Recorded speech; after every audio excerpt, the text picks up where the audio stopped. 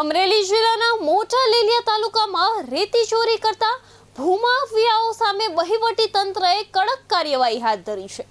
જિલ્લા કલેક્ટરની સૂચનાના આધારે મામલતદાર આશીષ ગોસાઈ અને પોલીસની ટીમે મોડી રાત્રે પુતળિયા ગામ નજીક દરોડા પાડતા રેતી ચોરી કરતા તત્વોમાં નાસભાગ મચી હતી। શેત્રુંજય નદીમાંથી ગેરકાયદે રેતી ભરીને નીકળતા ડમ્પરોનો ફિલ્મી ઢબ્બે પીછો કરીને એક રેતી ભરેલું ડમ્પર ઝડપી લેવામાં આવ્યું હતું, જ્યારે 4 ડમ્પર ચાલકોએ રેતી ખાલી કરીને ભાગવાનો પ્રયાસ કર્યો હતો।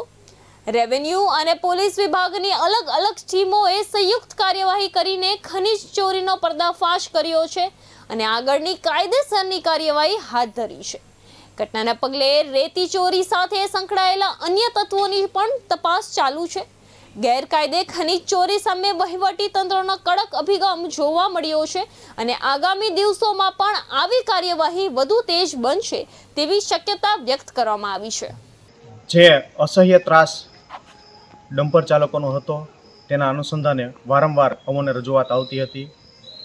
તે અંગે અમોની ટીમ સાથે આજે રાત્રિના 10:30 આસપાસ પુતળિયા ગામેથી રેતી ભરેલા ડમ્પરોનો પીછો કરતા તેઓએ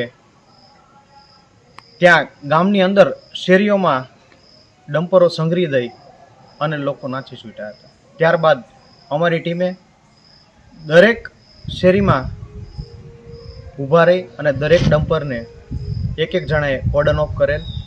એમાં મારી ટીમ, હું અને સાથે પોલીસનો પણ સહકાર રહેલ છે, કેમ કે 112ને તાત્કાલિક આટલા બધા ડમ્પરોને એકસાથે પકડવા એ પણ અશક્ય હોય, એટલા માટે પોલીસનો પણ સાથે અમે